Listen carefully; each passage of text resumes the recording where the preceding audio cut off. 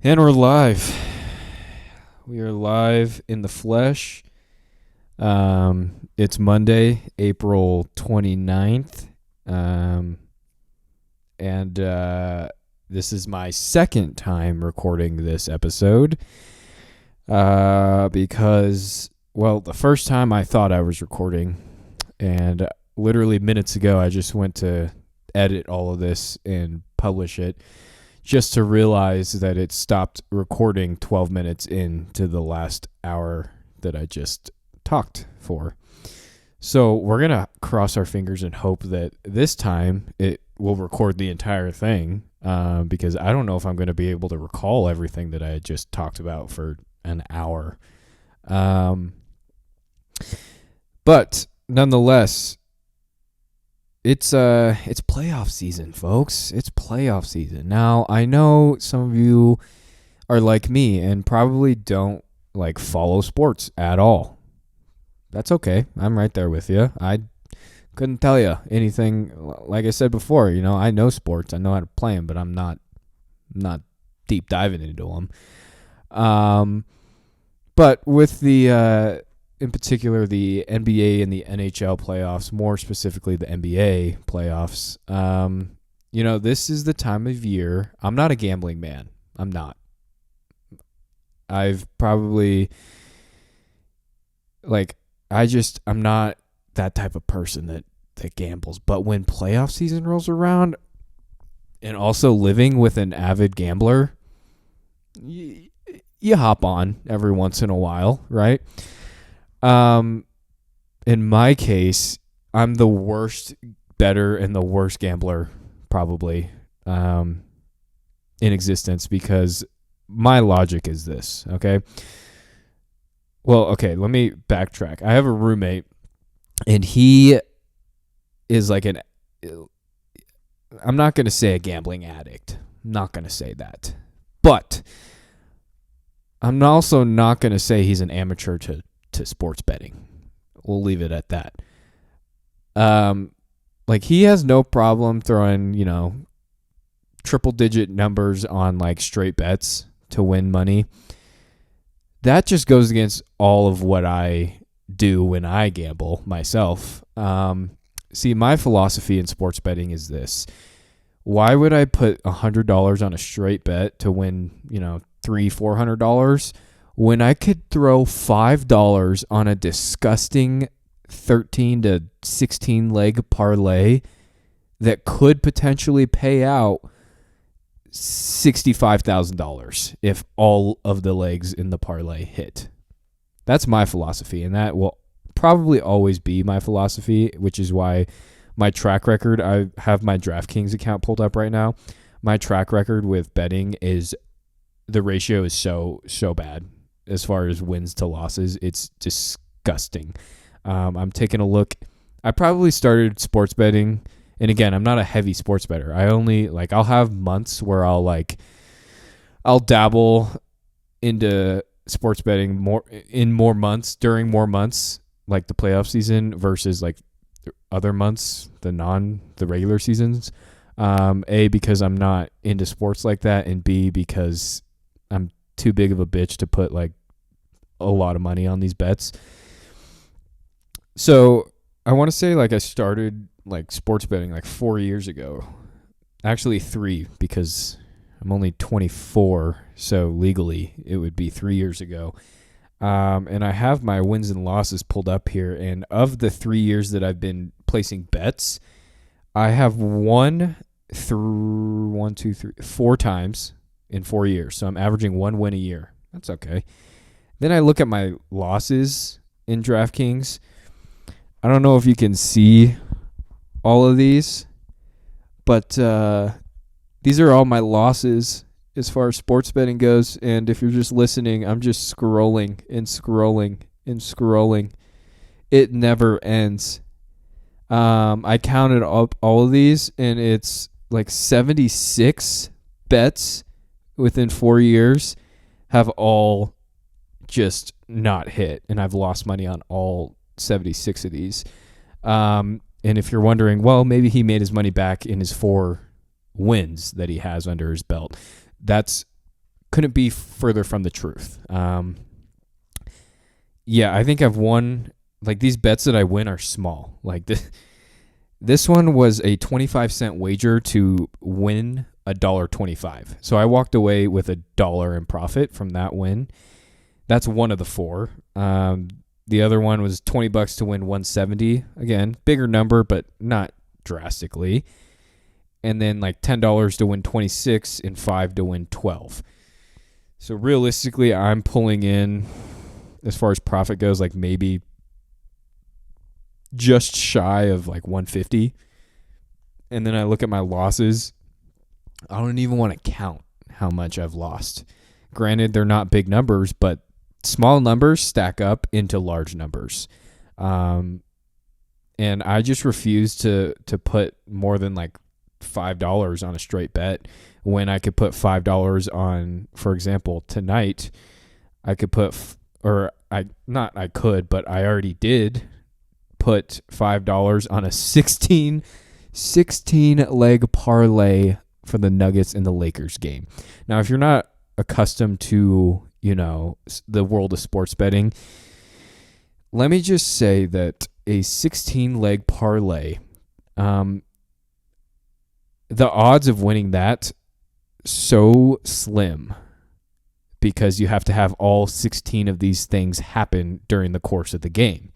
And if just one of these things doesn't go as I submitted my bet, then the entire thing is void and lost, and I just lost out on my $5. But in the event that it does hit, I'll be walking home tonight with $1,000 if all 16 legs hit on this. And that's kind of my mindset going into these bets is, not necessarily what's the smartest way to gamble, but what's the way to gamble that can potentially yield me the highest amount of earnings with the most minimal amount of input. How can I maximize my output with minimal input? That's how I play sports betting, and that's how I gamble. Again, don't take advice from me, because my track record is I'm 4-76 within 3 years. So that's horrible. But that's the thrill of sports betting. You never know when one of these is going to hit. And I think tonight's going to be my night. And I think all 16 legs of this parlay are going to hit tonight. And next week, when I put out this podcast episode for next week, it's going to be a different energy. I'm going to be bringing a different energy to the table. So just be prepared for that when this absurd parlay bet hits tonight. All right. Should we get into it? I think we should, because we're already 8 minutes in. So let's get started, huh? As you can tell, we are not in our traditional recording space. And the reason being is I walked over to the clubhouse, brought all my belongings, had everything set up in the room that we normally record in, and then right as I'm about to hit record and start talking to myself for an hour, the entire apartment complex employee group decided to have an employee kind of team meeting, whatever, in the game room that's adjacent to the room that I'm in. And so you can just hear, when the TV's on in that room, you can hear the TV. So imagine what 8 individuals sound like when they're talking amongst each other right next door. It was unbelievable. And I was like, you know what? I'll let this go on for a little bit. I'll kill the time. Maybe they'll probably be out of here in an hour, and then I can hit record and start doing this. Well, 2.5 hours roll by, and they're still in the room, and I have yet to hit record because there's too much background noise. And so I decide, you know what, fuck this. I'm just going to pack all my shit up. Just wasted so much time. I'm just going to bring it to my apartment. I'm going to record here for this week, and then pray to God that next week we don't have a mishap like that. That's the first time it's happened, and I'm hoping that's the only time it happens. Because to get this space to be utilized, I had to make some arrangements. And I'm like, where I'm sitting right now is normally where my head would go when I sleep, because I'm sitting in the spot where my bed normally is. And if you saw my POV right now, you would just see a big ass bed just right in front of you as you're talking into a ring light camera, trying to start a podcast. We're bootstrapping, folks. We are bootstrapping to the max. But yeah, anyways, so I packed all my shit up, set it all up in here, and then I did the entire episode, and I had assumed that I had recorded it all like I do every week, and then I go to edit it and publish it, and I realized that only 12 minutes were recorded. So we find ourselves right back here. And that's okay, because, in this world of content creation, this is what it's all about. It's all about the journey. I could have easily gotten upset, but I didn't. Well, I kind of did, but it lasted like 5 seconds before I just sacked up and decided to do this again. So you're welcome. Whoever's listening, just know that there was a lot of frustration coming into this week's episode for the reasons that I had just listed out. But nonetheless, I stuck it out. I stayed with it. And here you are now, being able to listen to my beautiful voice in week 5 of Me, Myself, and Mike. In the news, I saw, this goes out to any of you that are energy drink enthusiasts. I myself, I'll raise my hand to that one, because I used to be heavily addicted to these energy drinks. And I mean, today, like, I'll still dabble into them if I run out of like my pre-workout. Because normally I'll just use pre-workout to caffeinate me, or coffee. But if I'm out, then I'll just go to the gas station and pick up one of these energy drinks. But that's aside the point. I saw, so there's a energy drink out there that Prime owns. Prime, the one that like Logan Paul and KSI, they both own. I think it's for sure Logan Paul. I think KSI is in there too. But so not their just like regular Prime drink, but I'm talking about their Prime energy drink, the one in the can. So apparently that company is under a bit of scrutiny in recent times because, they advertise that there's 200 milligrams of caffeine per can of Prime Energy, whatever you call it. First off, let's take a step back and look at the target demo of Prime as a brand. It was started by Logan Paul and I think KSI. And so obviously your target demo for something of this brand is going to be catered towards the youth. I mean, we're talking about like 12th grade and under. These are the kids that are going to be using these products mostly. I don't see very many like 30-year-olds out there just fucking sipping on Prime, screaming, "Go Logan Paul." But I do see a bunch of kids. Like, kids are the ones that are consuming, this type, not only that type of content, but that type of product from these types of creators.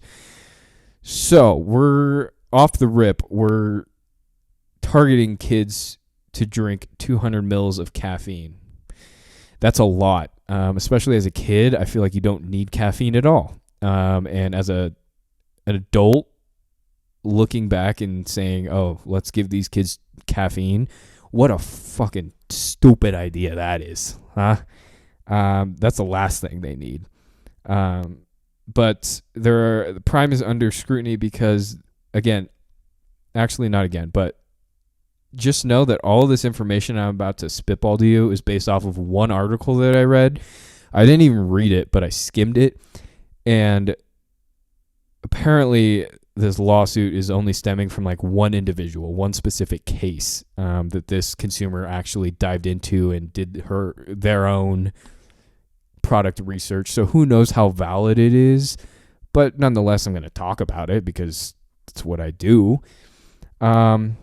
This individual found that instead of 200 milligrams of caffeine as advertised, there's actually 215 to 225 milligrams of caffeine per drink.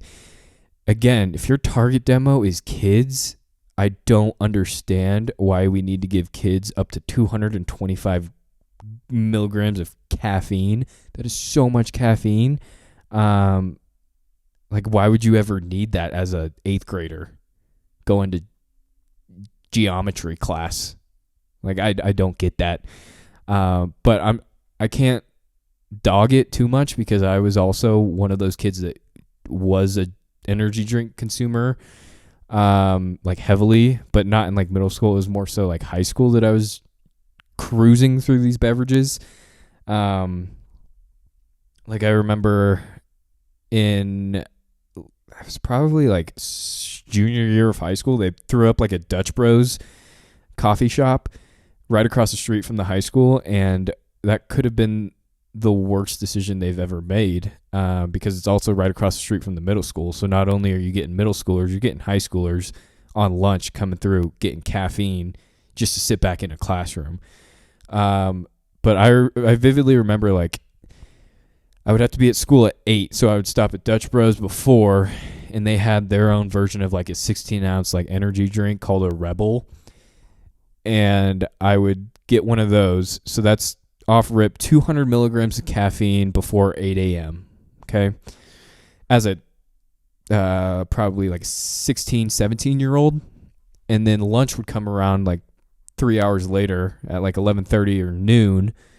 My ass is right back in the Dutch Bros line getting another 200 milligrams of caffeine. So we're up to 400 mils of caffeine. It's not even 1 o'clock yet. And then after school would end, before practice for like track and cross country and baseball and stuff like that, I would take my ass right back to Dutch Bros, grab another 200 mil caffeine Rebel. So, I mean, in my prime, I'm not in my prime yet. I'm growing there, but in my high school prime, I was consuming 600 milligrams of caffeine before 5 o'clock in the afternoon, which is absurd. And then I often, like, I'll think back and I'll be like, oh, why was I so like stressed out and filled with anxiety and like pretty much depression during that point in my life? And yeah, pretty easy to say that the caffeine was a big contributor to that. So, again, I don't understand the need for these types of drinks, especially when you're targeting them at younger individuals, but who am I to say? There was also, in my college days, my roommate and I at the time, we lived across the street from a gas station, like a convenience store. I also vividly remember waking up every morning before like classes, and we would just drive over to this convenience store, pick up it was called like a Reign, REIGN or something like that. But these are like energy drinks, standard like 16-ounce size, but instead of 200 milligrams, these motherfuckers had 300 milligrams of caffeine per can. And my roommate and I would slam at least 2 of these a day to stay on top of like schoolwork and shit. And so throughout high school and college, I was consistently feeding my body 600 milligrams of caffeine probably not every day, but like 4 to 5 days of the week. I was just flooding my system with 600 milligrams of caffeine a day, which is horrible. And then we wonder why kids are like kind of struggling right now. Well, I think this could be a major contributor. But yeah, that just took me by surprise. Like the water or whatever, the flavored, like basically Gatorade version of Prime, like that's fine, whatever. But a caffeinated drink targeted towards youngsters, oof. To be a teacher nowadays is hard. To be a teacher trying to control kids that are hopped up on caffeine, 200 mils of caffeine after lunch and recess, shouldn't be a thing. Should not be a thing. But again, I'm not an expert, so I'm not going to dive too deep into the shoulds and the should nots. I just thought it was wild that these drinks have 225 milligrams of caffeine, and the only people I see drinking them are people under the age of 18, which is just mind-blowing. Yeah. And in other news, aside from Prime being under the microscope, I'm sure you've all heard about the good old TikTok like ban thing that's going on. Yeah, apparently like they just signed the law that could potentially ban TikTok in the US. Realistically, like I personally have no care in the world. Like I try not to use that platform as much as I can. Like only to like create, not necessarily to consume. Like the consumption side of that app is nothing that I'm worried about. But basically, yeah, if after this whole law and ban kind of got passed or whatever, what I've found is, so essentially like the company that owns TikTok, which is, they're called ByteDance or something like that. What an interesting name. Essentially now they have 6 months to decide to sell the platform to like a different company or whatever. I don't know how any of this works. And I'm sure as you're listening, you're like, this kid has no idea how any of this works. You're correct. So they have like 6 months to sell it. Otherwise, then it's like they're planning on like banning it from all application stores, which means like if you don't have it, you won't have it kind of thing. And if you do have it, it'll work only until like it stops working and they can't update the app anymore. And then that's just going to be the end of it. But yeah, so ByteDance has 6 months to sell, and an additional 3 months on top of that. If at the end of 6 months, if they're in the process of selling it, they'll get an additional 3 months to go ahead and follow through with that process. But if not, it's just 6 months. And what was interesting is the company that owns it, ByteDance, I read they have no intention to sell the platform, which, yeah, I wouldn't either. Like, that's a multi-million-dollar platform.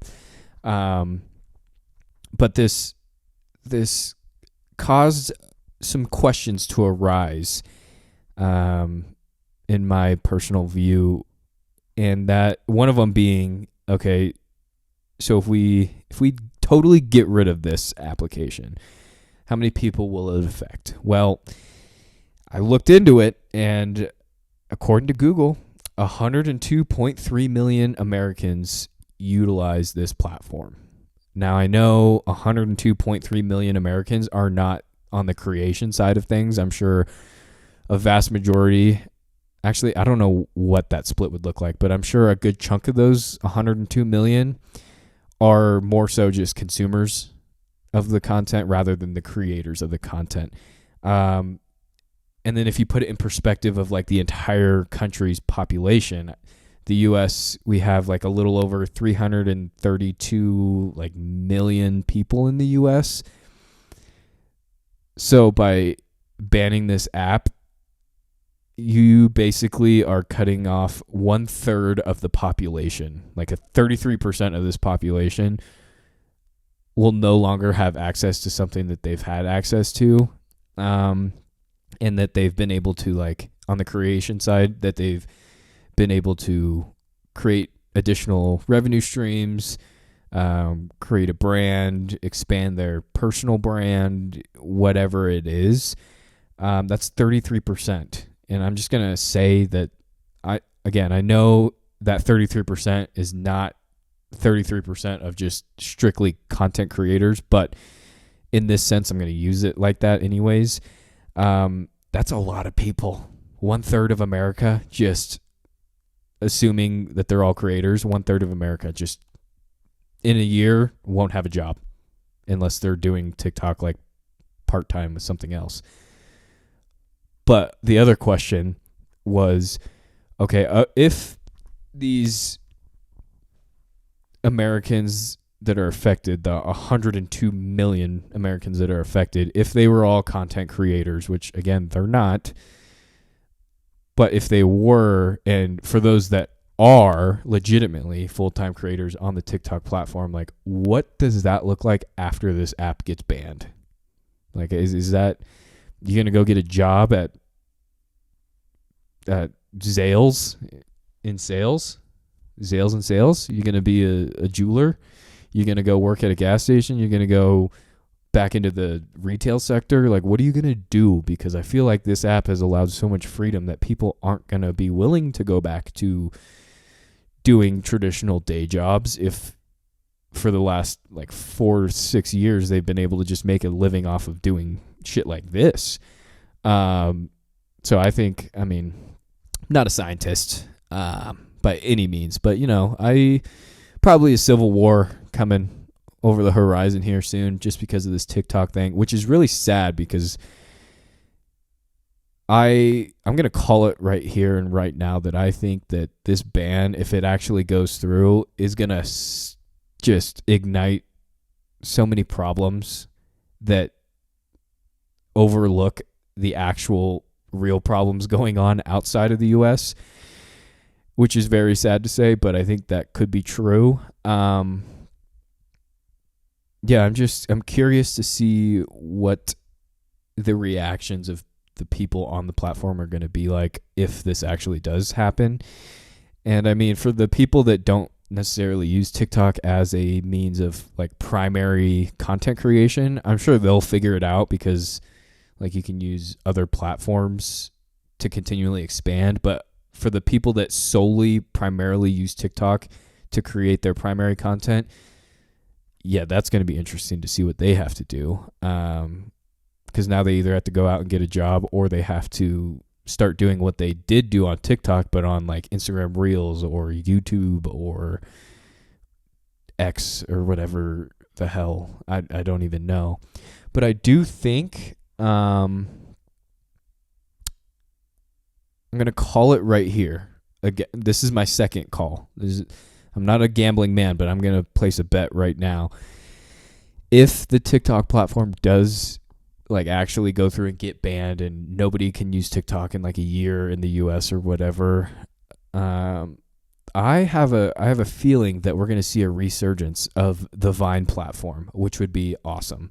I would much rather be a user on Vine versus a user on TikTok because Vine walked so TikTok could run. It's true.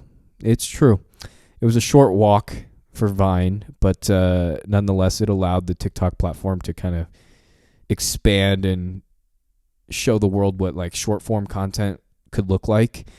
And I think, in the event that ByteDance doesn't sell the platform, which I don't think they will, then I think what we'll see is someone currently is working on, the logistics of making Vine similar to TikTok. Like I'm sure they've been working on this for a while now. And I think if this actually does happen, then I think what we'll see is like Vine pop back up into the App Store.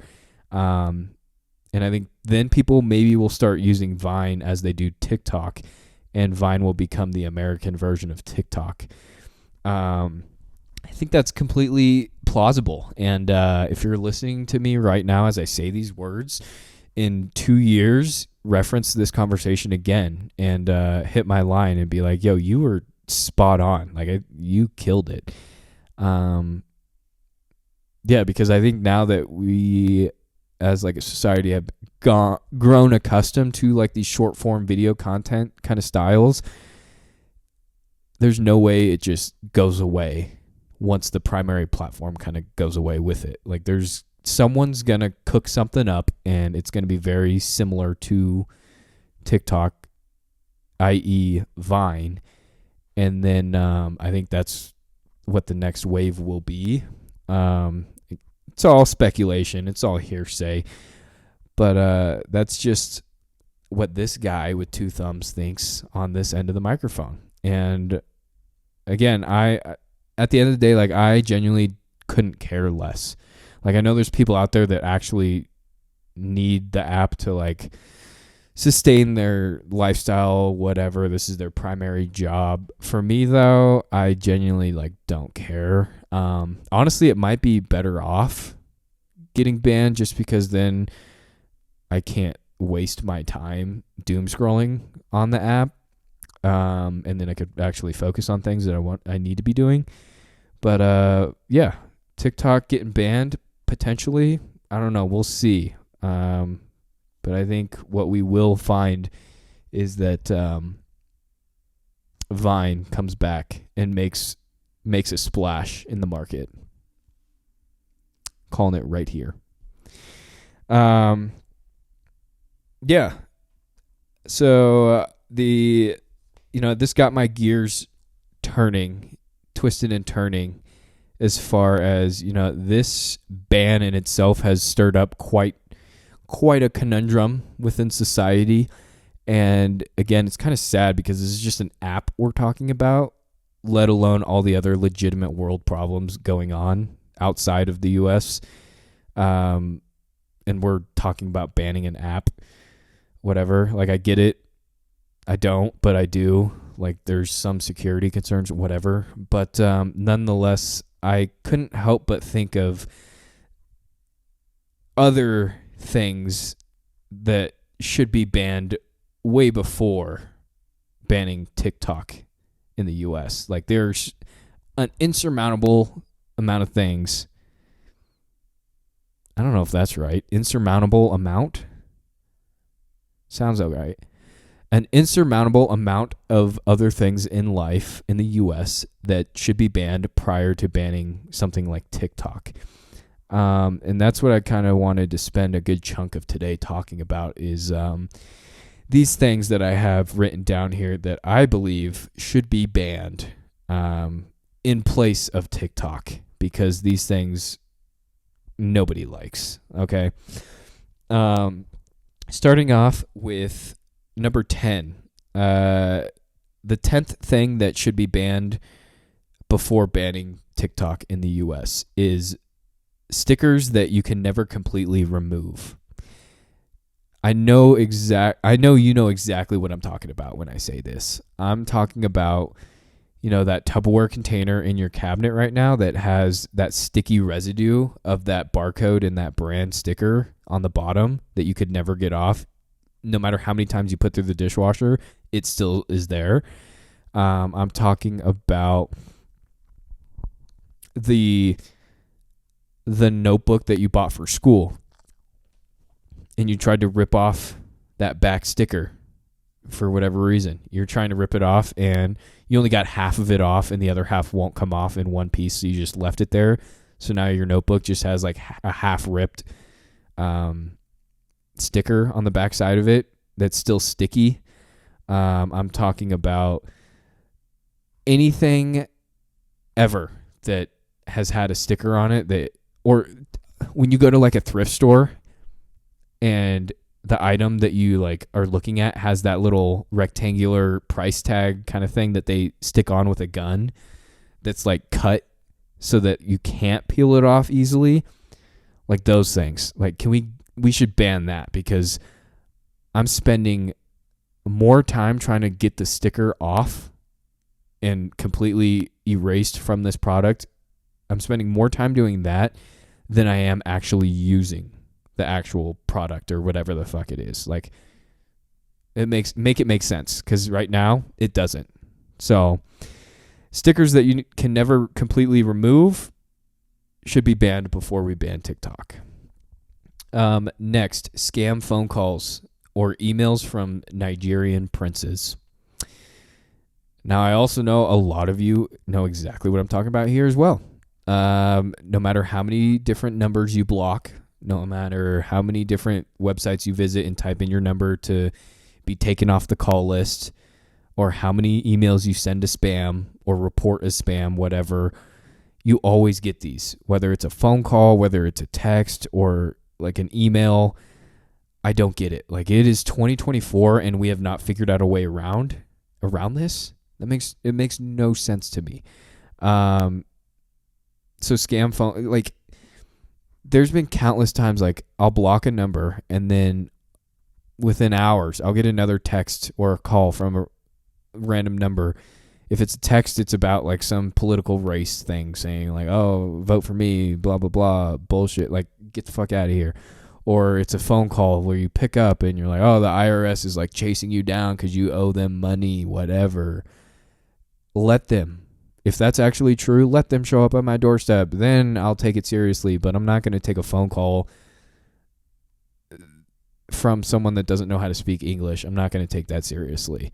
Or like, yeah, the email from like the Nigerian prince that says you need to go to your nearest convenience store as fast as you can, buy all of these gift cards, and then tell me all the gift card numbers so I can make this transaction. Like, how I don't mean to sound rude, but how dumb do you have to be to actually do that? I don't get it. I actually remember there was one time when I was working at DQ, there's another manager. I'm not going to say his name, but you know who you are. This particular individual on a night shift was contacted by a scammer.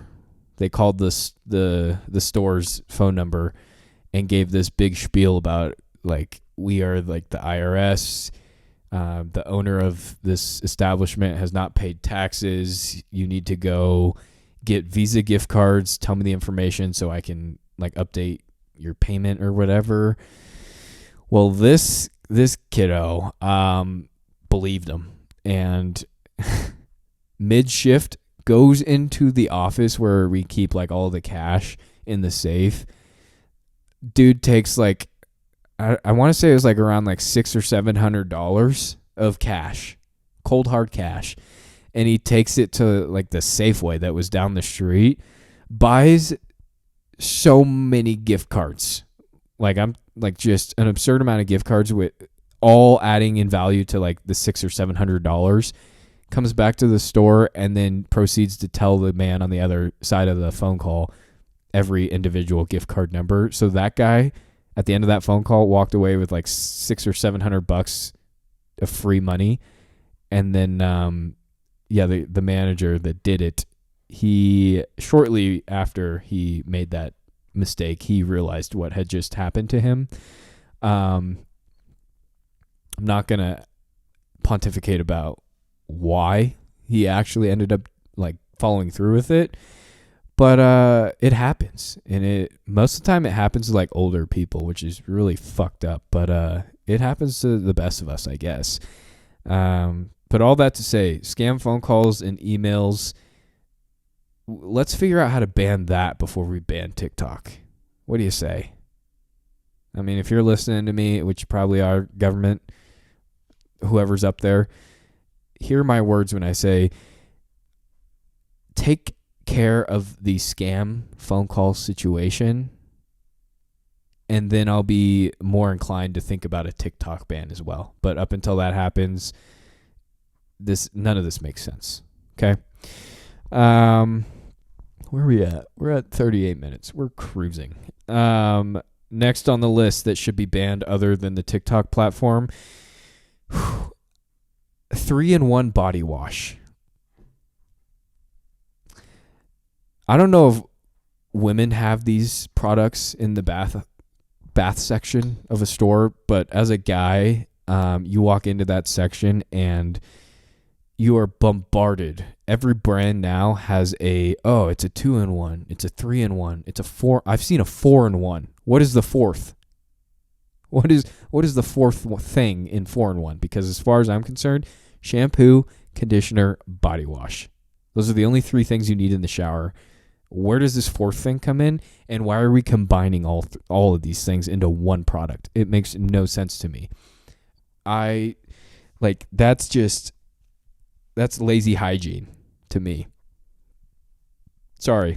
But when I'm in the shower, all I need is shampoo, conditioner, and body wash. There is a reason why all 3 of these things are separate, because they do separate things. like they perform separate functions whilst getting yourself clean. So the fact that we're combining all three of these separate things into one product to use all over the body, ew. I don't want to be putting body wash in my hair, and I don't want to be shampooing my legs and conditioning them at the same, like, what? Again, it makes no sense. And for the people that like utilize 3-in-1, don't talk to me. Don't come near me, because I'm going to talk mad shit about you if I find out that you're using 3-in-1 body wash from Axe or Old Spice. Like, dude, come on. We're 24, 25 years old. Grow up. Just buy shampoo, buy conditioner, buy a body wash. Buy 3 separate things. I don't know why you need to buy 3-in-1. By the time you run out of 3-in-1, you're going to have to, like, it doesn't make sense to me. If you had all 3 of these things separately, it would last you longer than just using one 3-in-1. Let alone you wouldn't be putting shampoo all over your body or conditioner. Oh well. But yeah, 3-in-1 body wash should be banned.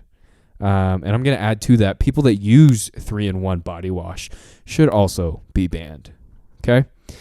Next on the list, number 7, we've got people who are rude to service workers. Now, this one hits home for me because, I've spent majority of my working career in service industry positions, whether that was actually like being a server at a restaurant or working retail at a department store or working fast food.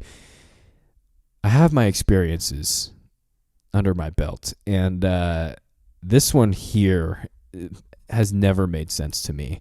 Like, the people that are just so blatantly rude to these customer, or not even customer service, just these service industry workers, make no sense to me. Like I vividly remember, like, there'd be days I'd be working at DQ as like a high schooler, and like I'm having people pull through the drive-through that are like in their 40s and 50s, giving me the absolute business. Well, no, not that, but I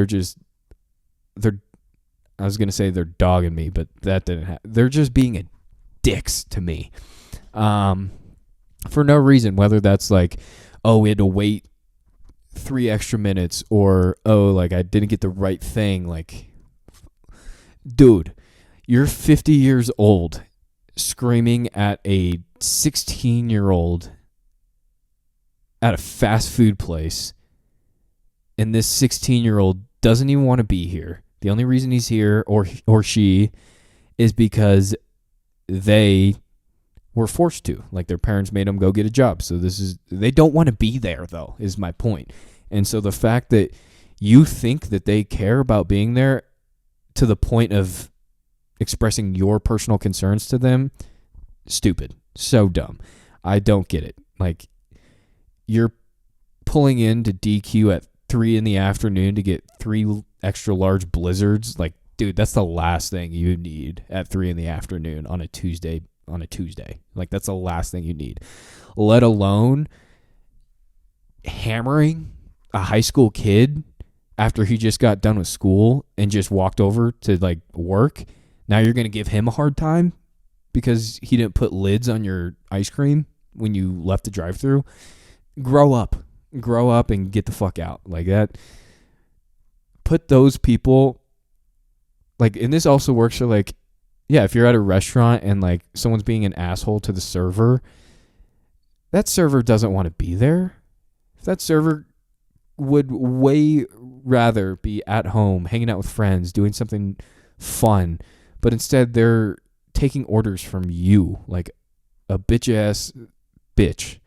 Yep, a bitch-ass bitch that just doesn't understand. And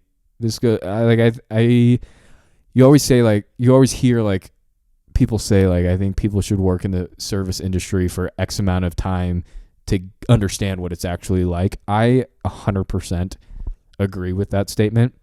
I think working in the service industry kind of builds character, and it allows you to figure out how to deal with shit, just because of the amount of shit that you're dealt.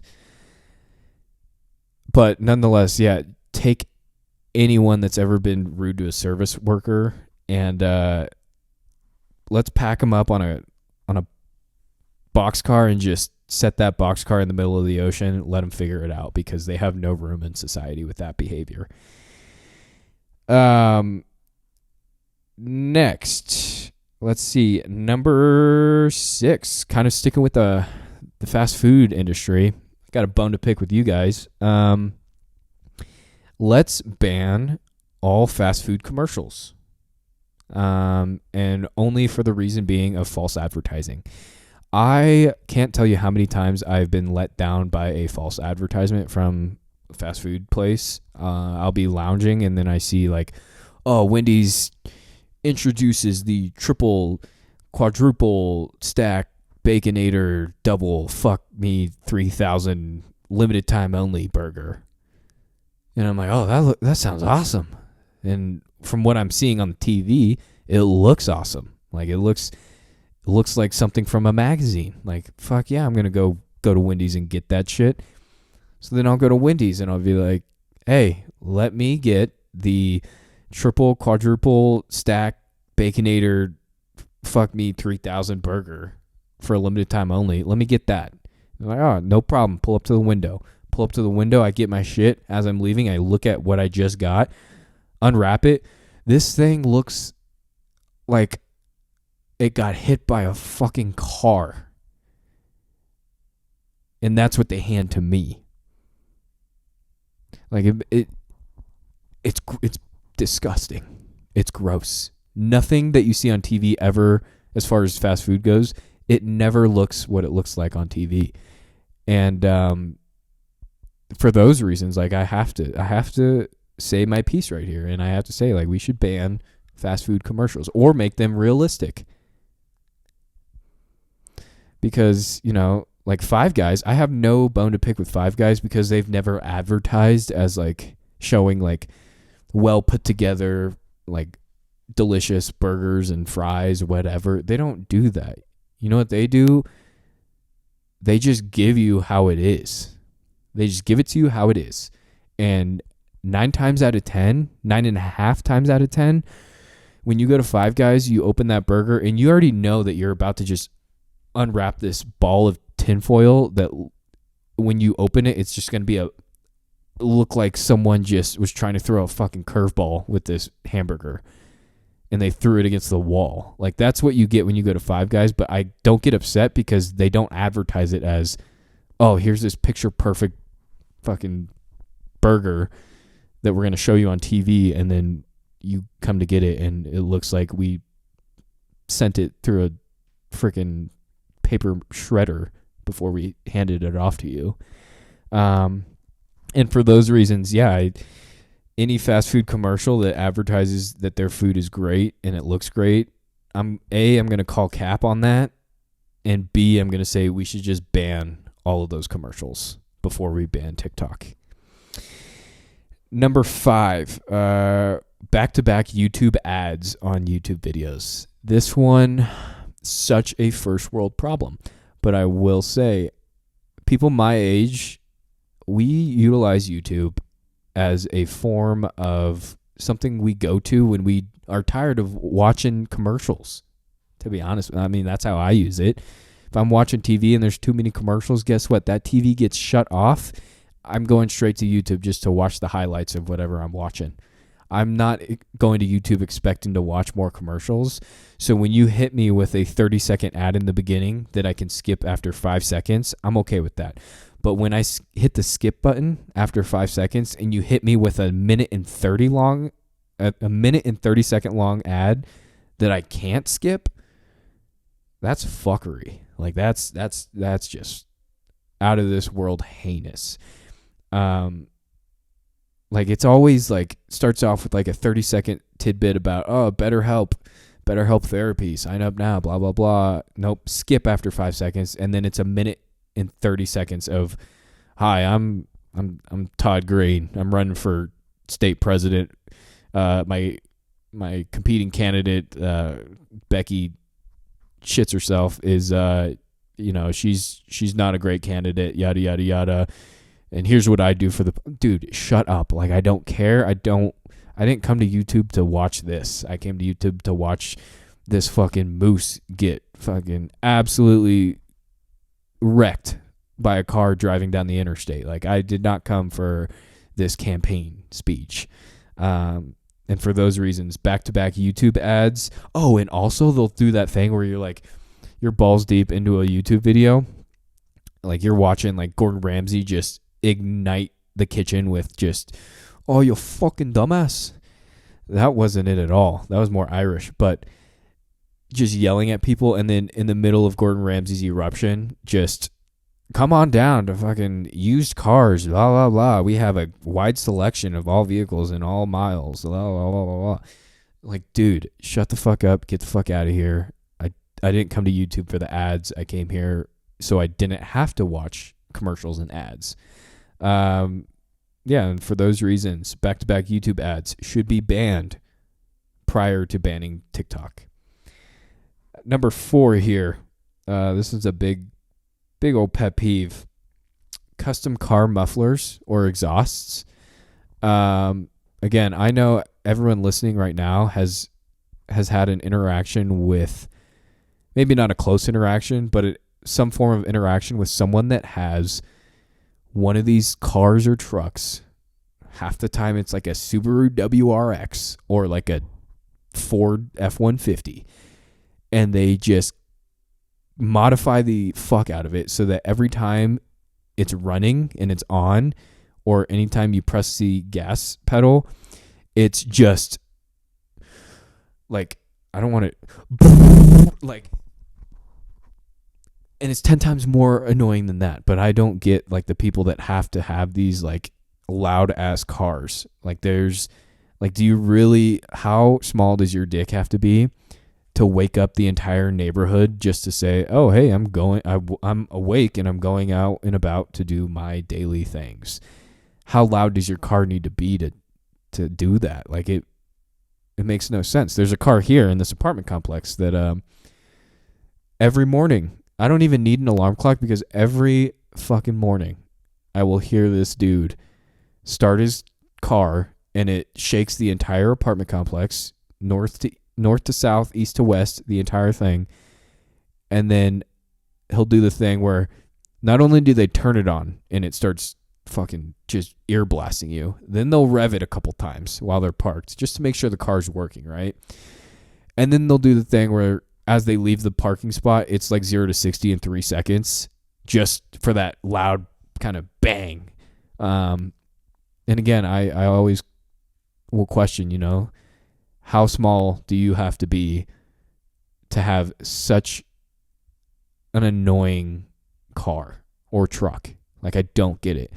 And it's honestly a nuisance. It's a nuisance to society.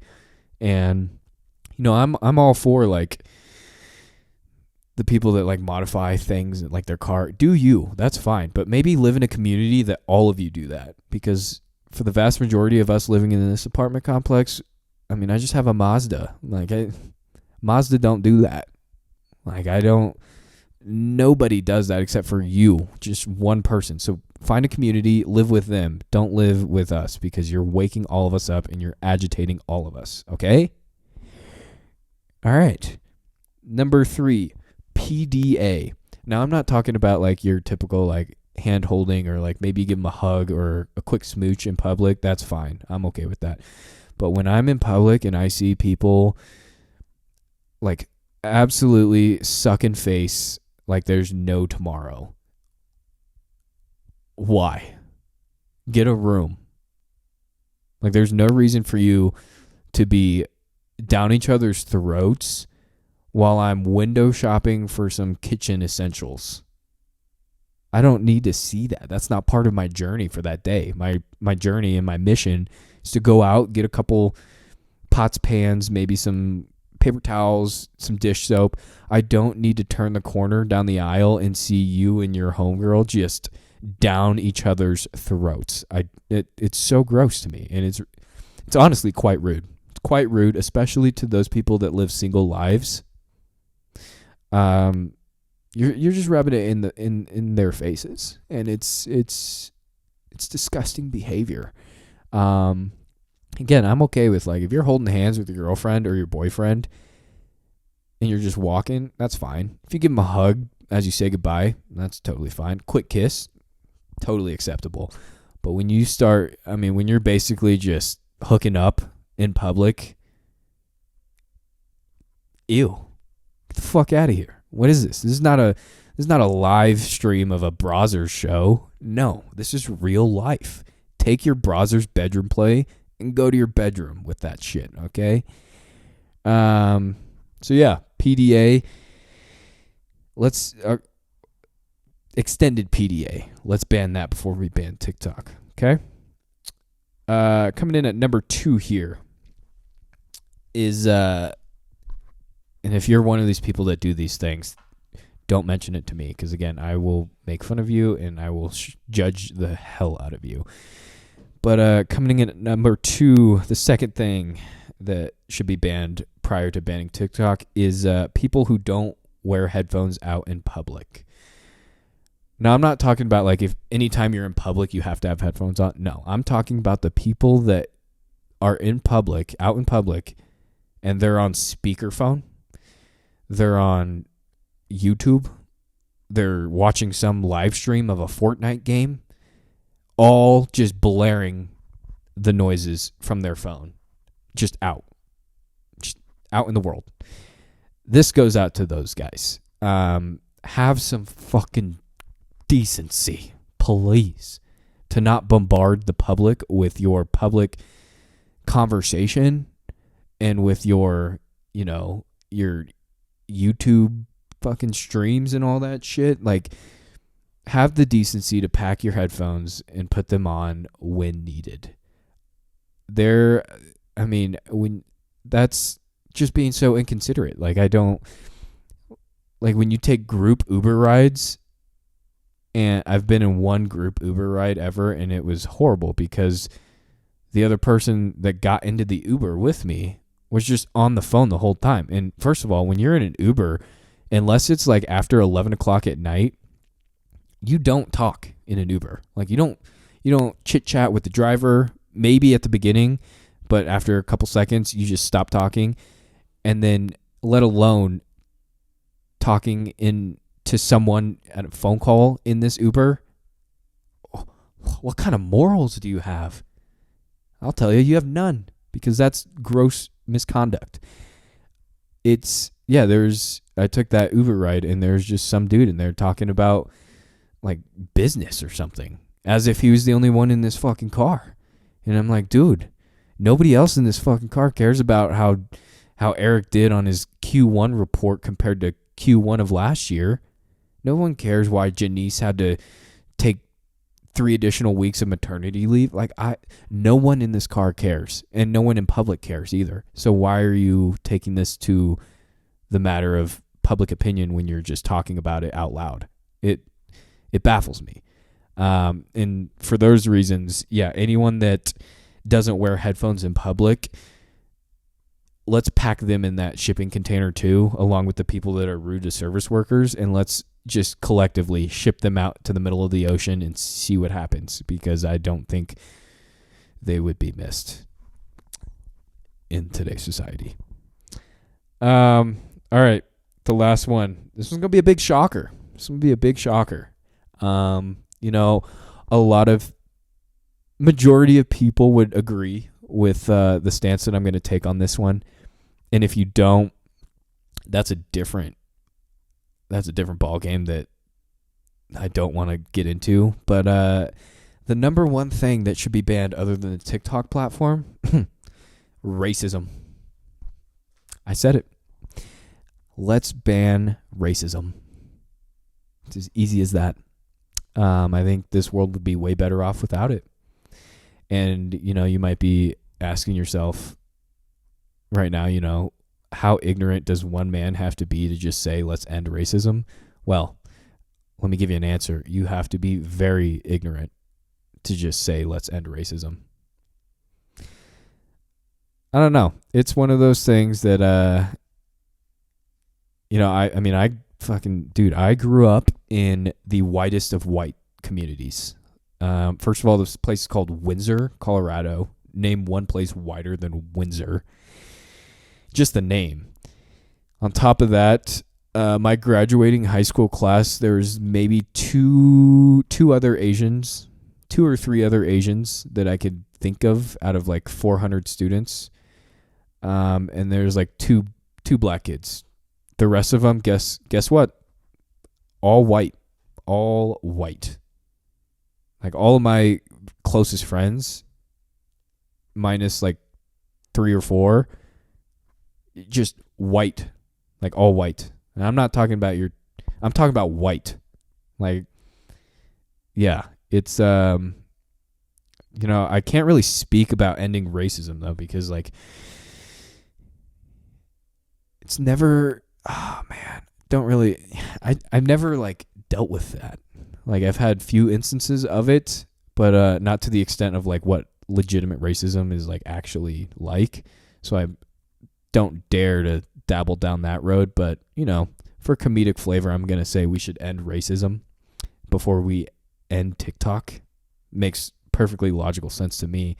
And if you have an argument against that, then again, I'm going to go out on a limb here and say you might be racist. But yeah, so that's the list of things that I believe should be banned other than the TikTok platform. Again, we've got the stickers you can never completely remove. What a terrible idea to put those on. Scam phone calls and scam emails should have been able to solve that problem years ago, but yet somehow we haven't. Anyone that uses 3-in-1 body wash and 3-in-1 body wash by itself, ban that shit. You don't need that shit. Get shampoo, get conditioner, get body wash. That's just 3 different bottles. What is so tough about that? People who are rude to service workers. You guys know what we're doing with those guys. Putting them in a shipping container, letting them float off in the middle of the ocean. They'll be okay. Fast food commercials that false advertise good-looking food. Yeah, I think you all agree with me on that one. Back-to-back YouTube ads. This one could be more of a personal vendetta, but I think a lot of you could also agree with me on that one. It's just I didn't go to YouTube to watch more commercials. So, custom car mufflers or exhausts. I think I speak for 90% of the population when I say these should be banned, because the 10% that have these, the 90% of us that don't appreciate, being awakened by you starting your car every fucking morning. And also, like, when you're just out and about and you hear one of these cars just go off, you don't even know what direction it came from, but you heard it because it sounded like a atomic bomb getting dropped. Like, where are you going? You're in a parking lot. Where are you going that you need to go so fast and so loud to? Like, I don't get it. Over affectionate PDA, yeah, that one's self-explanatory. Don't be sucking face while I'm getting groceries. That's just gross and inconsiderate. People who don't wear headphones in public, again, this is a common sense thing, but I guess not very common because a lot of people still do it. And every time I hear it, I just want to take their phone and just shove it where the sun doesn't shine. And then, yeah, racism. Pretty self-explanatory topic there. Again, not going to go into the details, but I think we all can agree that we could probably ban racism before we ban TikTok.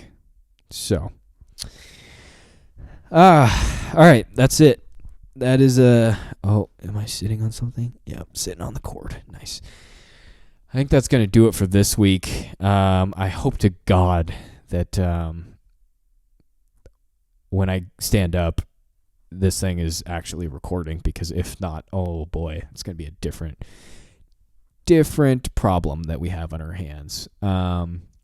Yeah, as always, you guys can find these videos on YouTube.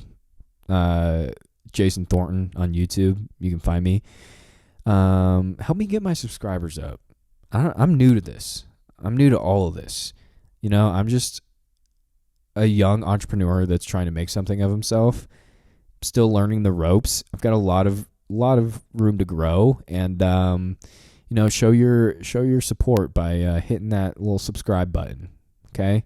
Or follow. You could also follow me on Instagram at Jason_Thornton2.